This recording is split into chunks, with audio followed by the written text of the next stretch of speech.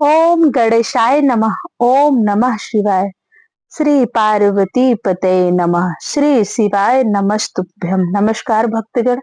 भगवान भोलेनाथ माता पार्वती की कृपा आप सभी पर बनी रहे। मैं कविता तिवारी आप सभी का अपने चैनल में स्वागत करती हूँ। सबसे पहले सभी माताओं बहनों को हरितालिका तीज के पावन पर्व की हार्दिक शुभकामनाएं। आज हम सुनेंगे हरितालिका तीज व्रत की पावन कथा।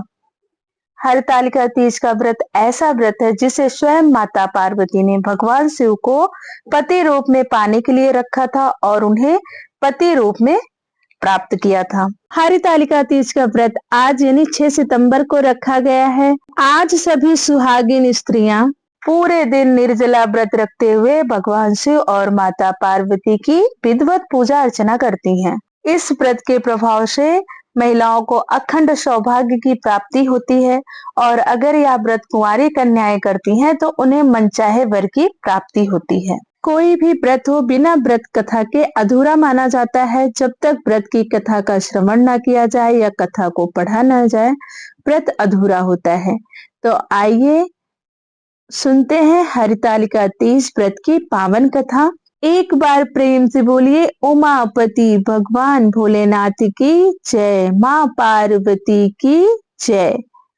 मन में भगवान भोलेनाथ माँ पार्वती का स्मरण करते हुए हाथ में पुष्प और अक्षत लेकर कथा का श्रवण कीजिए। जिसके दिव्य केशों पर मंदार के पुष्पों की माला शोभा देती है और जिन भगवान शंकर के मस्तक पर चंद्र और कंठ में मुंडों की माला पड़ी हुई है, जो माता पार्वती दिव्य वस्त्रों तथा भगवान शंकर दिगंबर वेश धारण किए हैं, उन दोनों भवानी शंकर को नमस्कार करती हूँ। कैलाश पर्वत के सुंदर शिखर पर माता पार्वती जी ने श्री महादेव जी से पूछा, हे महेश्वर, मुझसे आप वह गुप्त वार्ता कहिए जो सबके लिए सब धर्मों से भी सरल और महान फल देने वाली हो। हे नाथ, यदि आप भली भांति प्रसन्न हैं तो आप उसे मेरे सम्मुख प्रकट कीजिए। हे जगतनाथ, आप आदि मध्य और अंत रहित हैं। आपकी माया का कोई पार नहीं है। आपको मैंने किस भांति प्राप्त किया है, कौन सा व्रत तप या ज्ञान पुण्य फल से आप मुझको वर रूप में मिले हैं। श्री महादेव जी बोले, हे देवी, यह सुनिए, मैं आपके सम्मुख व्रत को कहता हूँ जो परम गुप्त है। जैसे तारागण में चंद्रमा और ग्रहों में सूर्य, वर्णों में ब्राह्मण, देवताओं में गंगा, पुराणों में महाभारत, वेदों में शाम और इंद्रियों में मन श्रेष्ठ है, वैसे ही पुराण और वेद सब में इसका वर्णन आया है, जिसके प्रभाव से तुमको मेरा आधा आसन प्राप्त हुआ है। हे प्रिय, इसी को मैं तुमसे कहता हूँ, सुनो। भाद्रपद मास के शुक्ल पक्ष की हस्त नक्षत्र संयुक्त तृतीया यानी तीज के दिन इस व्रत का अनुष्ठान मात्र करने से सब पापों का नाश हो जाता है। तुमने पहले हिमालय पर्वत पर इस महान व्रत को किया था जो मैं तुम्हें सुनाता हूँ। पार्वती जी बोली, हे प्रभु, इस व्रत को मैंने किस लिए किया था या मुझे सुनने की इच्छा है। हे भगवान, कृपा करके आप इसके बारे में सविस्तार कहिए।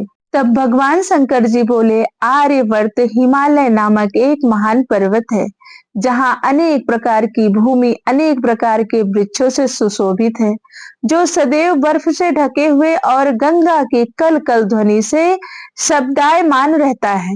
हे पार्वती जी, तुमने बाल्यकाल में उसी स्थान पर 12 वर्षों तक अघोमुखी होकर घोर तप किया था। इतनी अवधि तुमने अन्न न खाकर पेड़ों के सूखे पत्ते चबाकर व्यतीत किए। माघ की विकराल शीतलता में तुमने निरंतर जल में प्रवेश करके तप किया। इतना ही नहीं देवी, बैसाख की जला देने वाली गर्मी में तुमने पंच अग्नि से शरीर को तपाया। श्रवण की मूसलाधार वर्षा में खुले आसमान के नीचे बिना अन्न जल ग्रहण किए समय व्यतीत किया। तुम्हारे पिता तुम्हारी कष्ट साध्य तपस्या को देखकर बड़े दुखी होते थे, उन्हें बड़ा क्लेश होता था। तब एक दिन तुम्हारी तपस्या तथा पिता के कलेश को देखकर नारद जी तुम्हारे घर पधारे और देवी आपके पिता ने हृदय से अतिथि सत्कार करके उनके आने का कारण पूछा। नारद जी ने कहा, गिरिराज, मैं भगवान विष्णु के भेजने पर यहाँ उपस्थित हुआ हूँ। आपकी कन्या ने कठोर तप किया है, इससे प्रसन्न होकर वे आपकी सुपुत्री से विवाह करना चाहते हैं। इस संदर्भ में आपकी राय जानना चाहता हूँ। नारद जी की बात सुनकर गिरिराज गदगद हो उठे। उनके तो जैसे सारे कलेश ही दूर हो गए। प्रसन्न चित्त होकर वे बोले, श्रीमान, यदि स्वयं विष्णु जी मेरी कन्या का वरण करना चाहते हैं तो भला मुझे क्या आपत्ति हो सकती है। वे तो साक्षात ब्रह्मा हैं। हे महर्षि, या तो हर पिता की इच्छा होती है कि उसकी पुत्री सुख संपदा से युक्त पति के घर में लक्ष्मी बने। एक पिता का जीवन उसी दिन सार्थक हो जाता है जिस दिन पति के घर जाकर उसकी पुत्री अधिक से अधिक सुखी रहे। तुम्हारे पिता की स्वीकृति पाकर नारद जी विष्णु जी के पास गए और उनसे तुम्हारे ब्याह के लिए निश्चित होने का समाचार सुनाया। मगर इस विवाह संबंध की बात जब तुम्हारे कान में पड़ी तो तुम्हारे दुख का ठिकाना न रहा। तुम्हारी एक सखी ने तुम्हारी इस मानसिक दशा को समझ लिया और उसने तुम्हारी उस दशा का कारण जानना चाहा।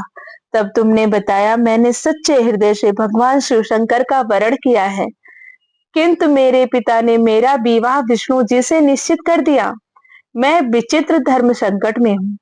अब क्या करूं? प्राण छोड़ देने के अतिरिक्त अब कोई उपाय शेष नहीं बचा है। तुम्हारी सखी बड़ी ही समझदार और सूझबूझ वाली थी।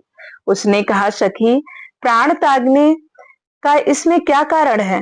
संकट के मौके पर धैर्य से काम लेना चाहिए। नारी के जीवन में सार्थकता इसी में है कि पति रूप में हृदय से जिसे एक बार स्वीकार कर लिया जाए, जीवन पर्यंत उसी से निर्वाह करें। सच्ची आस्था और एक निष्ठा के समक्ष तो ईश्वर को भी समर्पण करना पड़ता है।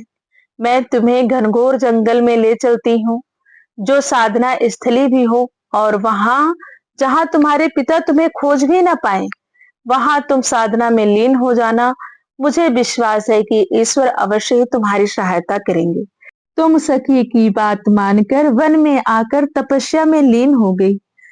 बेटी को घर पर ना पाकर पिता हिमालय ने सोचा कि मेरी बेटी को देव, दानव अथवा किन्नर हरण करके ले गया है। मैंने नारद जी को वचन दिया था कि मैं अपनी पुत्री का भगवान विष्णु के साथ वरण करूंगा। हाय, अब यह कैसे पूरा होगा? ऐसा सोचकर वह काफी चिंतित होकर मूर्छित हो गए। सभी लोग हाहाकार करते हुए पहुंचे और मूर्छा दूर होने पर गिरिराज से बोले कि हमें आप मूर्छा का कारण बताइए। आपके पिता हिमालय राज बोले, मेरे दुख का कारण यह है कि मेरी रत्न रूपी कन्या का कोई हरण करके ले गया है, या सर्प डस गया, या सिंह या बाघ उसे मार डाला है। वह न जाने कहाँ चली गई है, या उसे राक्षस ने मार डाला है। इस प्रकार कहकर गिरिराज दुखी होकर ऐसे कांपने लगे जैसे तीव्र वायु के चलने पर कोई वृक्ष कांपता है। तत्पश्चात हे पार्वती, तुम्हें गिरिराज साथियों सहित घने जंगल में ढूंढने निकले। सिंह, व्याघ्र, कीच आदि हिंसक जंतुओं के कारण वन महाभयानक प्रतीत होता था। तुम भी सखी के साथ भयानक जंगल में घूमती हुई वन में एक नदी तट पर एक गुफा में पहुंची। उस गुफा में तुम अपनी सखी के साथ प्रवेश कर गई, जहां तुम अन्न जल त्याग कर बालू का लिंग बनाकर मेरी आराधना करती रही। उस समय पर भाद्रपद माह की हस्त नक्षत्र युक्त तृतीया के दिन तुमने मेरा विधि विधान से पूजा किया और रात्रि को गीत गायन करते हुए जागरण किया। तुम्हारे उस महाव्रत के प्रभाव से मेरा आसन डोलने लगा। मैं उसी स्थान पर आ गया जहां तुम और तुम्हारी सखी दोनों थी। मैंने आकर तुमसे कहा, हे देवी, मैं तुमसे प्रसन्न हूं, वरदान मांगे। तब तुमने मुझसे कहा कि हे देव, यदि आप मुझसे प्रसन्न हैं तो आप महादेव जी ही मेरे पति हों। मैं तथास्तु ऐसा कहकर कैलाश पर्वत पर चला गया और तुमने प्रभात होते ही मेरी उस बालू की प्रतिमा को नदी में विसर्जित कर दिया। हे शुभे, तुमने वहां अपनी सखी सहित व्रत का पारायण किया। इतने में तुम्हारे पिता हिमालय भी तुम्हें ढूंढते ढूंढते उसी घने वन में आ पहुंचे। उस समय उन्होंने नदी के तट पर दो कन्याओं को देखा, तो वे तुम्हारे पास आ गए और तुम्हें हृदय से लगाकर रोने लगे और बोले, बेटी तुम इस सिंह व्याघ्र युक्त घने जंगल में क्यों चली आई? तब आपने कहा, हे पिता, मैंने पहले ही अपना शरीर शंकर जी को समर्पित कर दिया था, किंतु आपने इसके विपरीत कार्य किया, इसलिए मैं वन में चली आई। ऐसा सुनकर हिमवान ने तुमसे कहा कि मैं तुम्हारी इच्छा के विरुद्ध यह कार्य नहीं करूंगा। तब वे तुम्हें लेकर घर को आए और तुम्हारा विवाह मेरे साथ करा दिया। हे प्रिय, उसी व्रत के प्रभाव से तुमको मेरा अर्धासन प्राप्त हुआ है। इस व्रत राज का मैंने अभी तक किसी के सम्मुख वर्णन नहीं किया है। तुमको सखी हरण करके ले गई थी, इसलिए हरितालिका नाम पड़ा। पार्वती जी बोली, स्वामी आपने इस व्रतराज का नाम तो बता दिया, लेकिन मुझे इसकी विधि एवं फल भी बताइए कि इसके करने से किस फल की प्राप्ति होती है। तब भगवान शंकर जी बोले, इस स्त्री जाति के अयुक्तम व्रत की विधि सुनिए। सौभाग्य की इच्छा रखने वाली स्त्रियां इस व्रत को विधि पूर्वक करें। केले के खंभे से मंडप बनाकर उसे बंधनवारों से सजाएं। इसमें विधिवत रंगों के उत्तम रेशमी वस्त्र की चांदनी ऊपर तान दें। चंदन आदि सुगंधित द्रव्यों का लेपन करके स्त्रियां एकत्र हों। शंख, भेरी, मृदंग आदि बजावे। विधि पूर्वक मंगलाचार करके श्री गौरी शंकर की बालू निर्मित प्रतिमा की स्थापना करें। इसके बाद भगवान शिव और पार्वती जी की विधि पूर्वक पूजन करें। अनेकों नैवेद्यों का भोग लगाएं और रात को जागरण करें। नारियल, सुपारी, जावरी, नींबू, लौंग, अनार, नारंगी आदि मौसमी फलों और फूलों को एकत्रित करके धूप, दीप आदि से पूजन करके कहें, हे कल्याण स्वरूप शिव, हे मंगल रूप शिव, हे मंगल रूप महेश्वरी, हे शिव सब कामनाओं को देने वाले देव, तुम्हें नमस्कार है।